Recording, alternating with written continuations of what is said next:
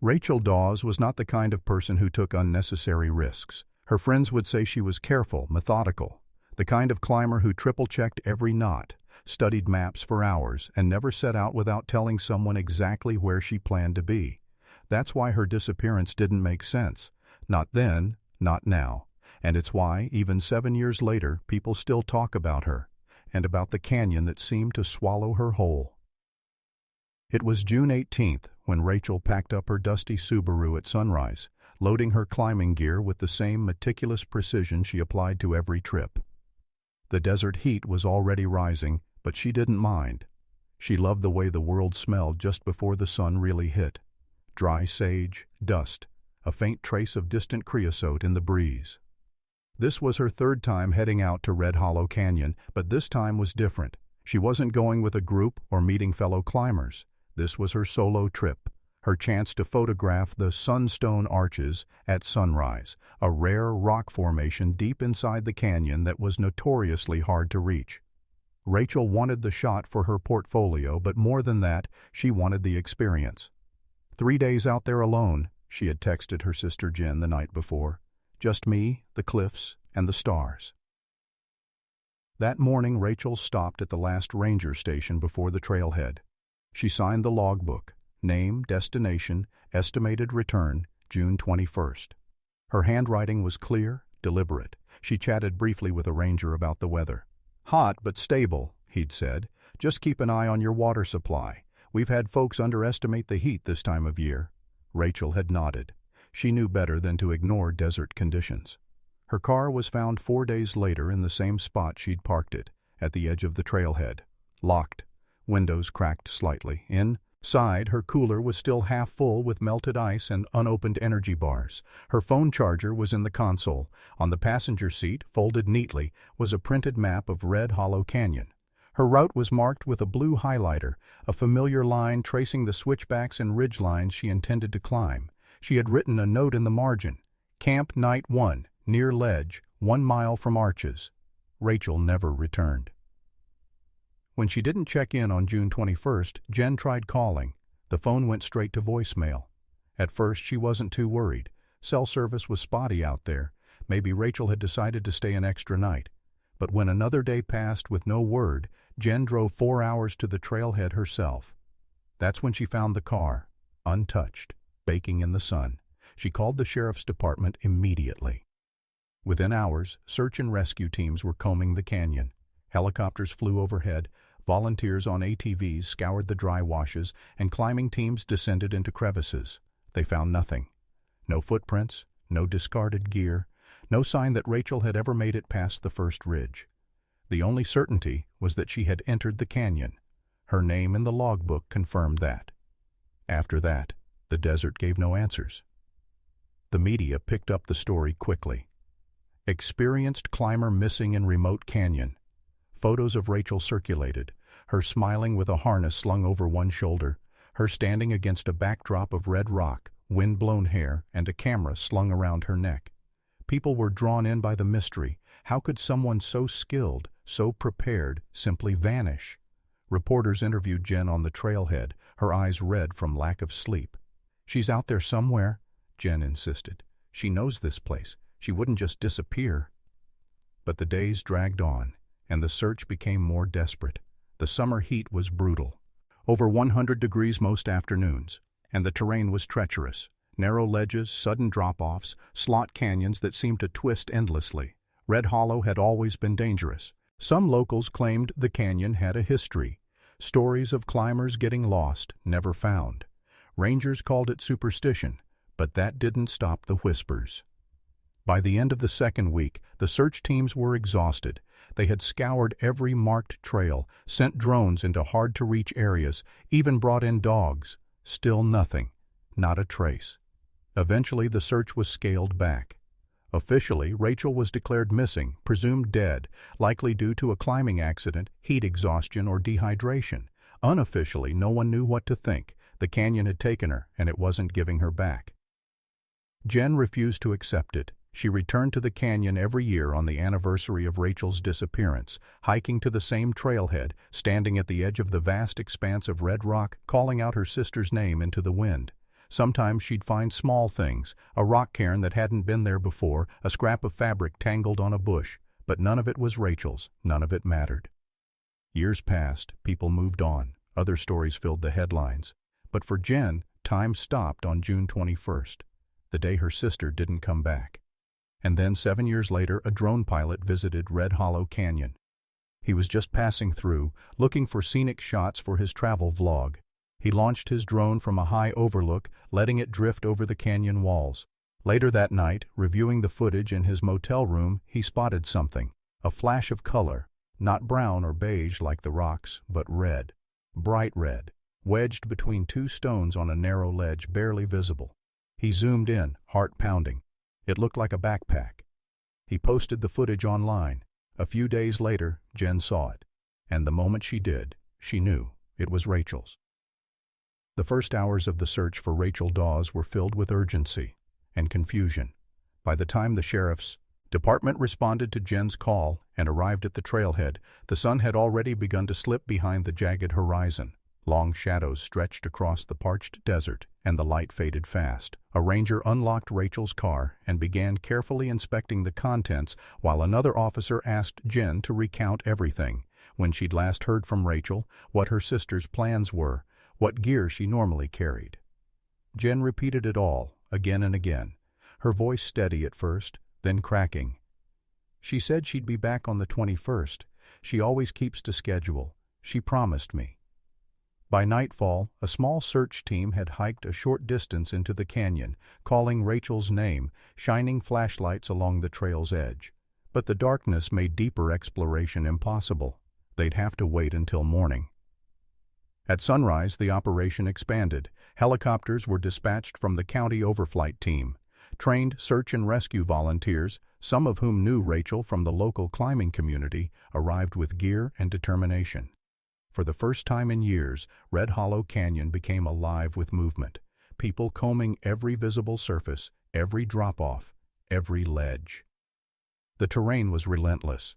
Red Hollow was not a place built for easy access. The canyon's name came from the distinctive iron-rich sandstone walls that flared a brilliant crimson in the early morning and late afternoon light.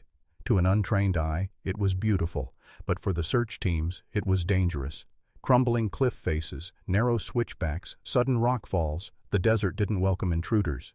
The first few days brought hope. Helicopter pilots scanned ridgelines for signs of life, maybe a signal fire, a shelter built from brush, a movement among the rocks. Search dogs sniffed the dry air, alert to any trace of human scent. Drones buzzed above, mapping out areas too narrow or unstable to reach on foot. Each night, teams returned exhausted. Each morning they set out again. Rachel's sister Jen remained close to the trailhead, refusing to leave. Rangers had gently urged her to rest, to take breaks in the shade, but Jen paced, clutching her sister's printed map, her eyes constantly scanning the horizon. On the third day, a searcher found a scuff mark on a rock face, a faint, smeared line of dirt, about 2 feet off the ground. It might have been made by a boot. Jen's heart leapt, but the forensic team couldn't confirm it. It was too faint, too inconclusive. Another team discovered a broken branch, caught in a narrow slot between two stones. But again, no confirmation it belonged to Rachel. Wind and weather could have easily caused it. The biggest challenge wasn't just the terrain, it was the heat. A brutal heat wave settled over the canyon during that week, with temperatures soaring past 110 degrees. Rescuers could only work for limited stretches of time. Hydration became a constant concern. Every extra hour meant more risk, for Rachel if she was still alive, and for those trying to find her. And then there was the silence. No sounds, no signals, no signs of distress. Rachel carried an emergency whistle. She wore a bright red backpack. She was known for marking her trails with small ribbons or stones. None of it was found. After 1 week, command began to shift the operation. The scale of the search couldn't continue indefinitely. Resources were limited. People were beginning to ask tough questions. Had Rachel fallen into a crevice too narrow to detect? Had she been caught in a sudden rock slide? Was she even still in the canyon? A local guide, familiar with Red Hollow's more obscure paths, suggested a theory. "There's a ledge," he told the sheriff's team, "halfway up the eastern wall. It's not on any map. Old climbers used to talk about it, said it was risky, but you could get a great view from there. Maybe she tried for it? A ranger team attempted to access the ledge, but after 2 hours of climb, they hit a dead end. The ledge was unreachable without advanced gear, and even then it was deemed unstable. They marked it as inaccessible, too dangerous to pursue further. Jen begged them to try again. She might be up there. Please. But protocol prevailed. The ledge was ruled out. 2 more weeks passed. A volunteer drone team flew missions into the deeper slots of the canyon. Cameras captured hours of footage: rock, sand, shadows. Nothing stood out. The footage was reviewed again and again. In the end, the search effort logged over 1,000 man-hours, dozens of miles covered on foot, and more than 50 aerial scans. Officially, Rachel Dawes was declared missing, presumed lost in a tragic climbing accident. Unofficially, the canyon remained silent. The press coverage faded, replaced by newer stories. The sheriff gave a final press conference. "We've done everything we can.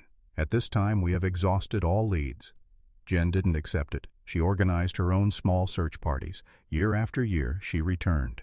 On the anniversary of Rachel's disappearance, she hiked the same trails, stood at the same trailhead. Sometimes she left a flower. Sometimes she just sat in silence. Others moved on. But Jen didn't. She always believed the canyon still held Rachel, somewhere beyond reach, somewhere no one had thought to look.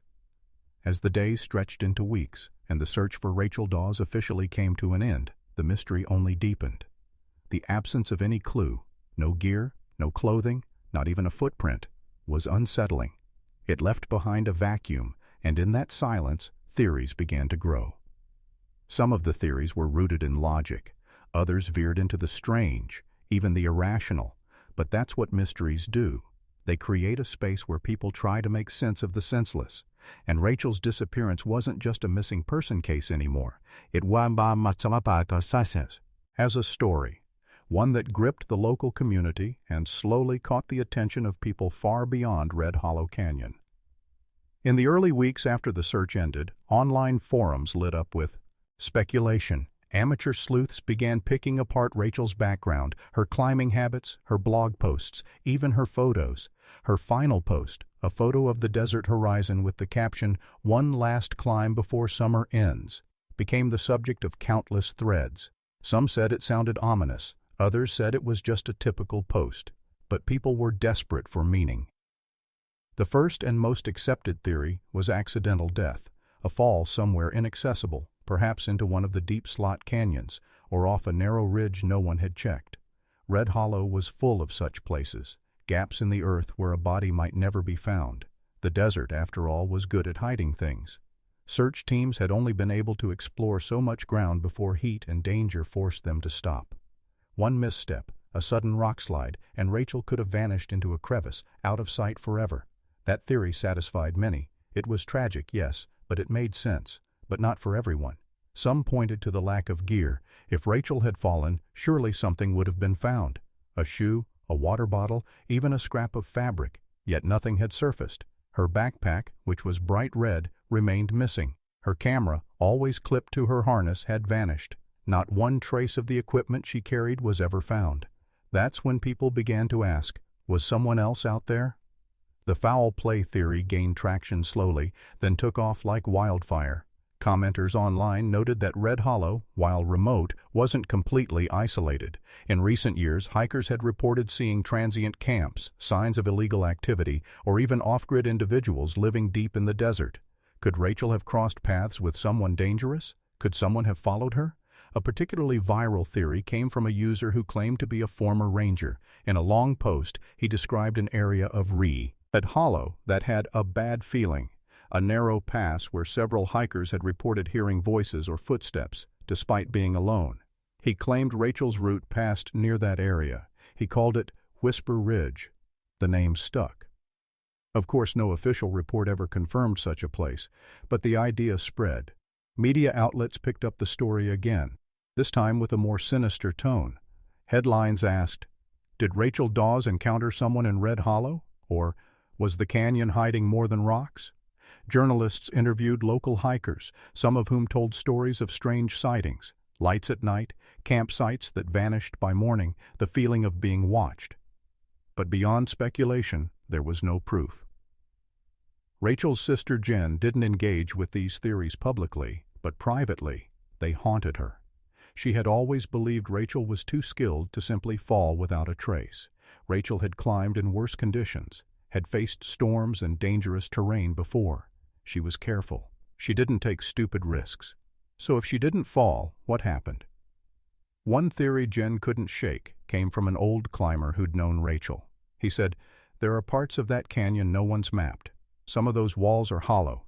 You can hear it when the wind's right, like the rock is hiding something." He believed Rachel may have discovered one of those hidden spaces and gotten trapped. It wasn't impossible. Red Hollow had dozens of unexplored crevices, narrow caves eroded by centuries of wind and rain. If Rachel had entered one of them, maybe for shelter, maybe to explore, and the entrance collapsed or she couldn't find her way back out, that could explain the total lack of evidence. But again, there was no sign, nothing to confirm it. The most far-fetched theory came from a small group of people obsessed with desert folklore. They believed Rachel's disappearance was tied to an old Native American legend, one about a spirit canyon that took those who wandered too far. According to this tale, Red Hollow was once known as the Canyon of Lost Voices, where travelers who disrespected the land were taken, never to be seen again. Jen never entertained those stories, but she understood why people told them. Sometimes myths are easier to live with than silence. By the end of the first year, Rachel's case had joined the ranks of unsolved wilderness disappearances, the kind that show up on podcasts, YouTube videos, and true crime forums. People compared her to other cases: hikers who vanished in national parks, climbers who disappeared during clear weather, lone travelers who left no trace. But Rachel's case always stood out for one reason. She was experienced, prepared, and smart, and still, nothing was ever found. Jen kept a binder of every article, every theory, every map of the canyon she could get. Her wall at home became a collage of routes, satellite photos, and notes. Every year she visited Red Hollow, hoping that maybe time would shift something, reveal something. A storm might unearth a clue, or a hiker might stumble on a lost item. But year after year, the desert stayed quiet. And then came year 7. A chance drone flight, a speck of red on a rock wall, and suddenly, everything changed. Eli Turner wasn't looking for anything unusual when he launched his drone over Red Hollow Canyon. He wasn't a climber, or a hiker, or a desert explorer. He was a videographer, a freelance content creator who specialized in aerial drone footage for travel blogs and social media clients. His trip to the desert had been a spur-of-the-moment decision, a detour on his way back from a wedding shoot in Flagstaff. He'd heard about Red Hollow from a gas station clerk who raved about the rock formations and the way the canyon glowed at sunset. Eli figured it might be good for some stock footage. Sweeping canyon views, golden hour light, maybe a few dramatic shots of the cliffs for his portfolio. He arrived early in the morning, well before 2. His sun had fully risen and parked at the trailhead, the same one Rachel Dawes had parked at 7 years earlier. The place felt empty, almost too still. The desert air was crisp but warming quickly, and Eli wasted no time setting up his drone. He calibrated the flight path and sent the drone gliding over the canyon rim, its small rotors humming softly as it rose. The drone's 4K camera fed live footage to his tablet, showing breathtaking views of the jagged sandstone cliffs and deep ravines below. Eli flew the drone for about 30 minutes, letting it trace a path along the eastern ridge, a stretch of canyon that, according to online maps, was less traveled due to steep terrain. He maneuvered it carefully, guiding it near the edge of a towering cliff. It was then that something caught his eye. At first, it was just a flash of color, a small, unnatural contrast against the sea of reddish-brown rock. He zoomed in, adjusting the gimbal for a better angle. There, wedged between 2 narrow stones on a ledge halfway down the cliff face, was something bright red. Eli squinted at the screen.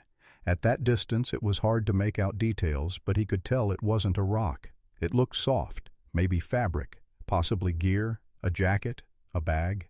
He flew the drone closer, descending slightly, the camera now focused directly on the object. As the image sharpened, Eli's breath caught. It was a backpack, a red backpack. The bag appeared old, sun-bleached, weathered, but still visibly red. It was stuck firmly between two rocks, as if it had been wedged there by force or impact. One of the straps was torn, flapping slightly in the breeze. Eli hovered the drone, recording slow, steady footage from different angles. He felt a strange tension in his chest, a mix of curiosity and unease. The ledge where the backpack rested was narrow and steep, with no clear path leading to it. It didn't look like a place someone would intentionally leave something. He saved the footage, brought the drone back, and packed up. He wasn't sure what to think. Maybe it belonged to a hiker who had lost it? Maybe someone had stashed gear and never returned? Later that night, in his motel room on the edge of town, Eli reviewed the footage again, this time on a larger screen. He zoomed in on the backpack, adjusting the contrast. The image wasn't perfect, but the outline was clear, and on the side panel he could make out faded lettering, possibly initials. Eli paused the frame. It looked like RD stitched into the side fabric. Something about those letters nagged at him.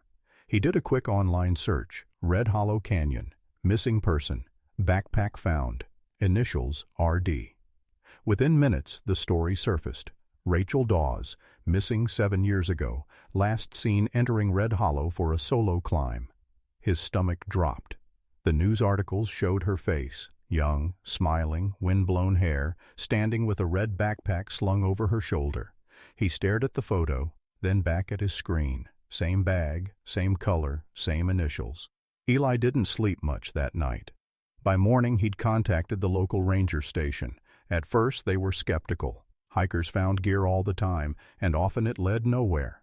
But when Eli showed them the footage, everything changed. Within hours, the sheriff's department was involved. Eli provided coordinates, flight logs, and raw video. The footage went viral online, spreading through forums and news outlets almost overnight. For many, the image of that red backpack, alone on a cliffside after 7 years, was haunting. When Jen Dawes saw the video, she froze. It was late evening when a friend sent her the link. At first, she didn't believe it. She'd stopped hoping for real leads years ago. But the moment the drone footage played and the camera closed in on that red bag, her hands began to shake. She recognized it instantly. It was Rachel's backpack, the same one they'd picked out together, the same one Rachel took on every trip. Jen had always remembered the red color, not just for visibility, but because Rachel said it felt bold, like a color that belonged in the desert. The bag in the video was sun-faded, but unmistakable. Jen called the sheriff's department. "That's hers," she said. "I know it." For the first time in years, the mystery had a lead. For the first time in years, Jen felt something she hadn't in a long time. Hope. 2 days after the drone footage went public, Red Hollow Canyon was no longer silent. The trailhead parking lot, usually empty this time of year, filled with sheriff's vehicles, search and rescue trucks, and news vans. The canyon that had been still for 7 long years was again a place of tension, urgency, and waiting. At the center of it all stood Jen Dawes, her eyes fixed on the ridge where the red backpack had been spotted. She hadn't slept much since seeing the video, couldn't eat, couldn't think of anything else. It was her sister's bag, she was sure of it. When she'd called the sheriff's department, she expected skepticism, but she didn't get it. They'd already been reviewing the drone pilot's footage, comparing the backpack's design and placement with Rachel's original missing person file. The initial consensus, high probability of authenticity. Now, they just had to reach it. That wasn't easy.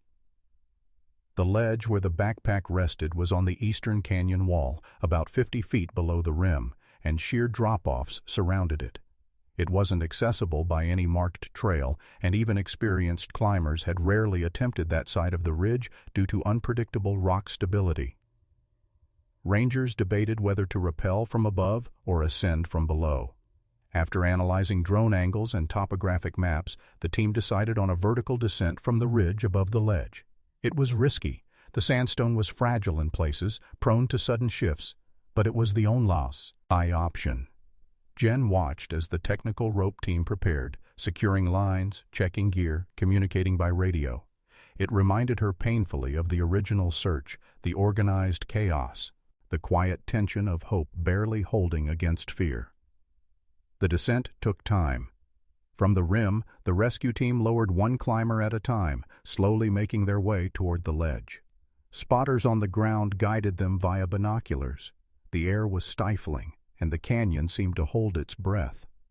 After what felt like hours, the lead climber reached the ledge. There it was, the red backpack, exactly where the drone had shown it, wedged tightly between two rocks, sun-bleached but intact. The climber didn't touch it immediately. He inspected the area, confirmed its stability, then carefully freed the bag from the crevice. He secured it to a retrieval line, and it was hoisted upward.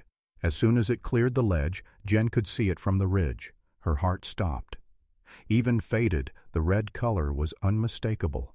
The torn strap, the familiar outline, it was Rachel's. She felt tears welling, but they weren't the tears she expected. Not relief, not closure, just a deep, quiet ache that this was all that had returned. A bag, not her sister. The rescue team returned to the ridge, where the bag was handed off to evidence technicians. They wore gloves, handled it delicately. Cameras flashed. Jen stood back, watching as the bag, something so ordinary, became the most important object in the canyon. The sheriff approached her gently. "We can't open it here," he said. "We'll take it to the station first." Jen nodded, but her eyes didn't leave the bag. Back in town, forensic experts examined it. The backpack was weathered, zippers stiff with sand, but it had protected its contents, whatever they were, remarkably well. Inside the front flap, stitched in faded thread, were the initials R.D. There was no doubt, it was Rachel's. The sheriff held a private meeting with Jen. "We'll go through everything carefully," he said. "We'll let you know what we find." Jen didn't ask to see inside the bag, not yet. She just wanted to hold it. That evening, she sat in the small station office, the backpack resting on the table before her. She ran her fingers over the fabric, remembering the day Rachel bought it. "You need something bright," Jen had said, "something we can spot a mile away." Rachel had laughed. "I'm not planning on getting lost." Jen blinked hard, pushing away the memory. As investigators worked through the night trying to catalog every detail, news of the discovery spread. Media outlets picked up the story again, calling it a breakthrough, a possible turning point in a case long considered cold. Reporters speculated about what might be inside, clues perhaps to Rachel's final moments. But as attention grew, so did questions. Why was the bag in that spot? How had no one seen it during the original search? Could it have fallen from above, or had Rachel, or someone, placed it there intentionally? For the search team, the biggest question remained why the ledge had never been searched. The truth was simple. It had been deemed inaccessible, too dangerous, too unstable, and not on Rachel's marked route. They hadn't expected her to be near it, but she had been, or at least her backpack had. For Jen, the discovery reopened everything. The grief, the questions, the ache that had never really gone away. The bag was proof Rachel had made it deeper into the canyon than anyone believed, but it was also a reminder of how close and how far they still were from the truth. That night, alone in her motel room, Jen placed the backpack beside her. She stared at it, hoping for some kind of message, some kind of sign, but the bag was silent, just like the canyon. In the days following the recovery of Rachel's backpack, Red Hollow Canyon was once again the center of attention. For some, the discovery signaled closure. For others, it reopened a wound that had never truly healed. For Jen Dawes, it was both.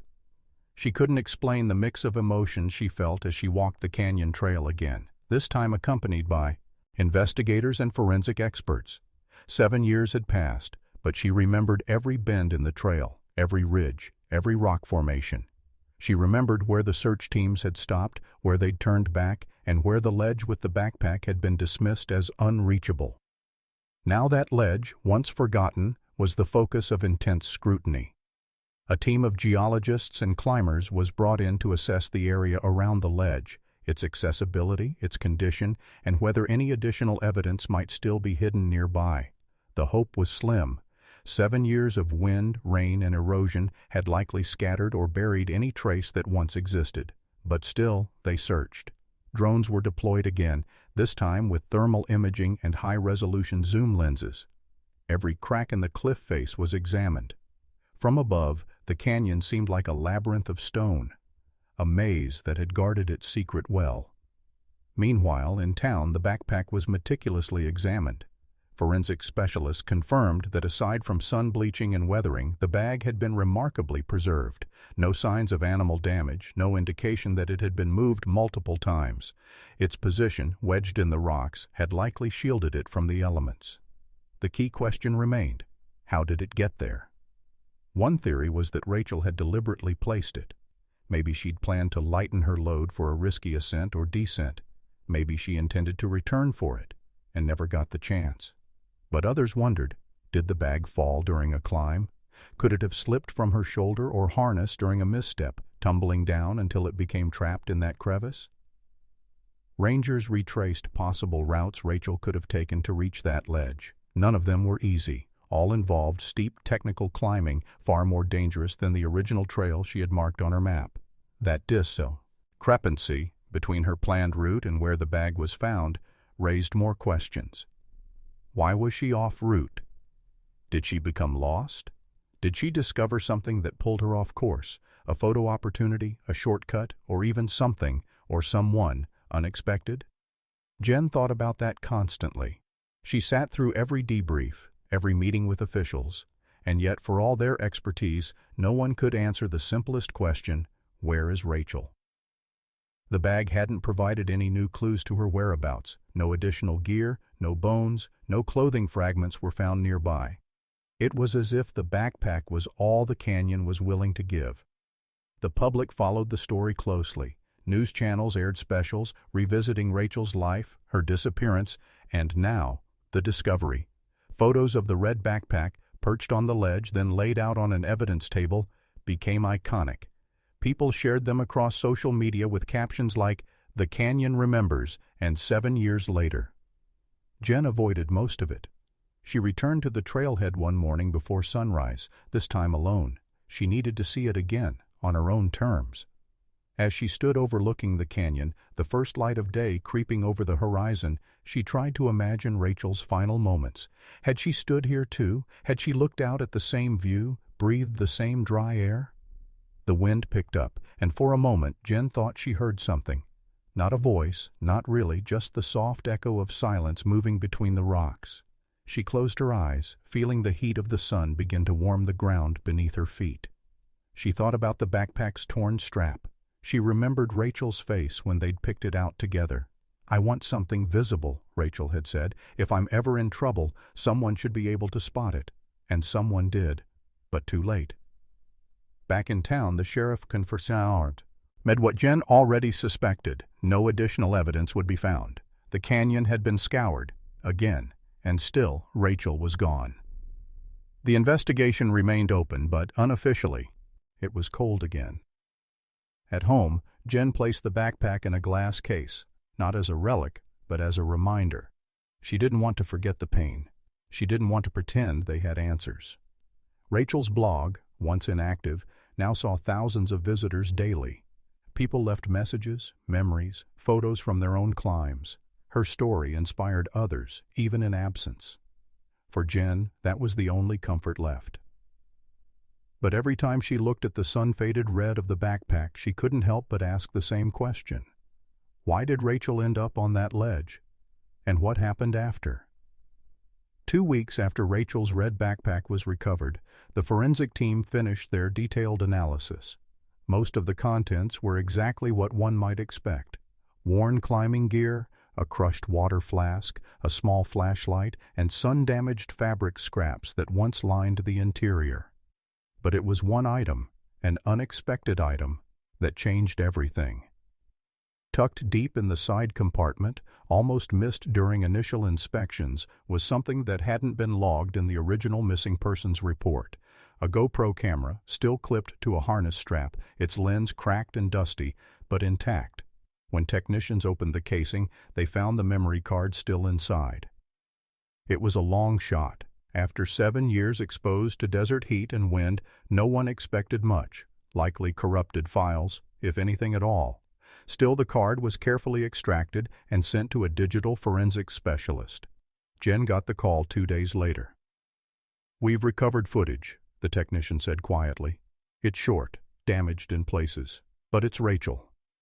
Her hands trembled as she arrived at the station. Inside a quiet room, just Jen and the technician, the footage was queued up.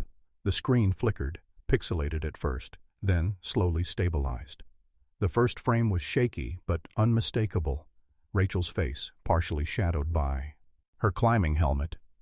She appeared focused, breathing heavily, the camera angled slightly upward as it caught her scrambling along a narrow sandstone ledge. Her voice came through, faint and distorted. "I think I'm near the ridge. I can hear something above me, maybe birds." The wind hissed in the mic and the image jolted violently. A sudden camera jerk that showed blue sky, then cliff wall, then Rachel's hands gripping stone. Jen leaned closer, heart racing. The footage showed Rachel pausing, clearly listening to something off camera. Then came her voice again, strained. "That's weird. I thought I saw—" The footage glitched, briefly static, before stabilizing one last time. This time the camera pointed straight upward, capturing only sky and red rock above. And then, nothing. The screen went black. Jen sat frozen. That was it, the last recorded moment of her sister's life. She watched it again, and again. Each time, she focused on the details. Rachel's voice, her nervous glance, the abrupt cutoff. It wasn't a fall. There was no scream, no impact sound, just interrupted. The technician explained that the footage ended mid-recording, as if the camera had been forcibly dislodged or powered off suddenly. There was no evidence it had simply run out of battery. It left more questions than answers. But for Jen, it confirmed something she'd always believed. Rachel had sensed something was wrong. The footage showed it in her eyes, worry, hesitation, not the confidence of someone in control. The sheriff reviewed the footage as well. He called it inconclusive but deeply unsettling. Officially, it didn't prove foul play, just that Rachel had been alive and moving along a dangerous ridge shortly before her disappearance. Unofficially, it reignited old speculation. People online dissected every frame. Some claimed to hear footsteps in the backsheesh. Round. Others swore they saw a shadow in the periphery of the final frame, but experts couldn't confirm anything beyond what was visible. Rachel climbing, pausing, then silence. It was around this time that another clue emerged, a clue that added to the emotional weight of the discovery. As the backpack had been carefully re-inspected after the GoPro was found, the forensic team noted a small object wedged under a strap. It was a keychain carabiner, scratched but still readable. On it, an engraving. "Stay safe, Rachel. Love, Jen." It was a gift, one Jen had given Rachel before that final trip. She'd asked about it during the original investigation, but it had never been found.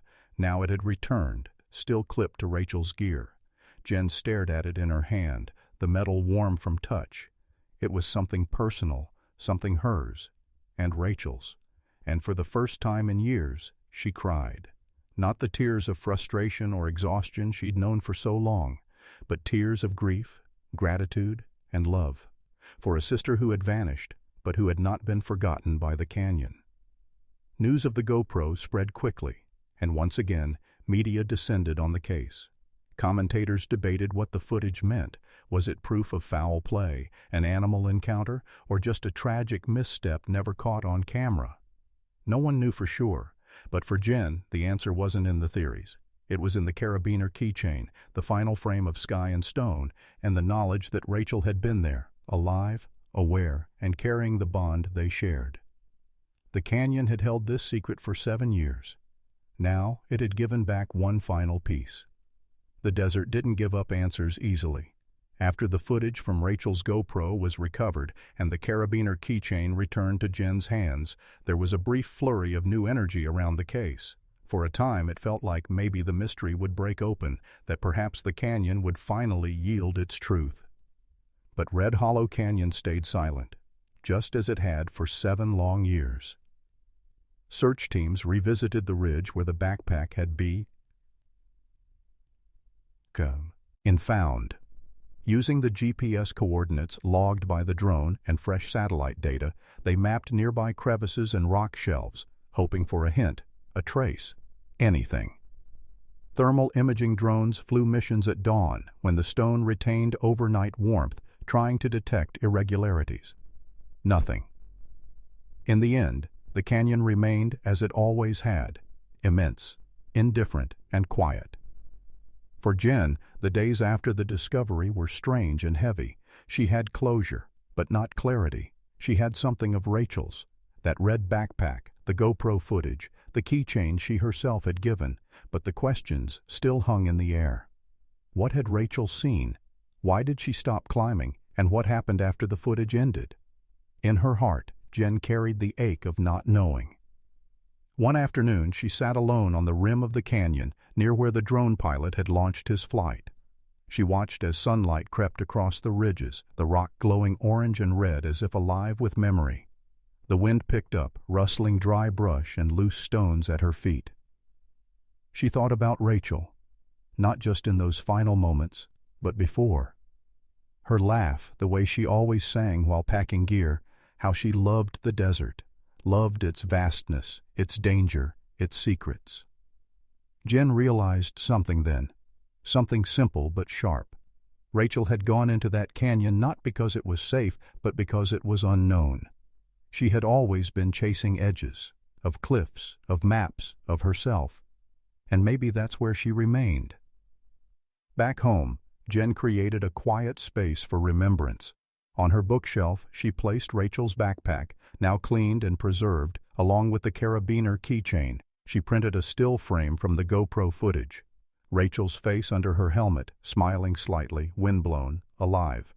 Beneath it, Jen placed a small plaque. She climbed beyond fear, into the wild unknown. The story faded from headlines over time, replaced by other news, other mysteries. But in certain circles, hikers, climbers, drone enthusiasts, Rachel's case became something of a legend. The red backpack on the ledge, the camera footage, the sudden end. To some, it was a cautionary tale about respecting nature's risks, about preparation, about the limits of solo adventure. To others, it was something deeper. It was about the spaces in life that can't be filled, the questions that won't be answered, and the way some people leave behind a silence that feels almost sacred. For Eli Turner, the drone pilot, life also changed. He didn't expect the impact his discovery would have. What began as a casual video shoot had turned into the unearthing of a 7-year-old mystery. He stayed in touch with Jen. They met a few times after the discovery, bonded by the strange twist of fate that brought them both to Red Hollow. He often wondered what made him fly the drone in that exact direction, along that particular ridge, at that moment. He didn't believe in signs, not really, but some days it felt like the canyon had guided him, as if Rachel had left something behind to be found, but only when the time was right. 1 year later, on the anniversary of the discovery, Jen returned to Red Hollow. She stood at the trailhead, red rock glowing in the morning sun, and placed a small stone cairn near the base of the path. On top, she rested the carabiner keychain, a temporary offering, a symbol of Rachel's presence in that place. And then, without ceremony, she turned and walked away. The canyon was behind her, but Rachel's spirit remained, not just in the desert, but in every step Jen took forward. She carried her sister not as a mystery to be solved, but as a story to be told. And in that story, Rachel wasn't lost. She was simply where she was meant to be, in the wild, on the edge, forever chasing the unknown.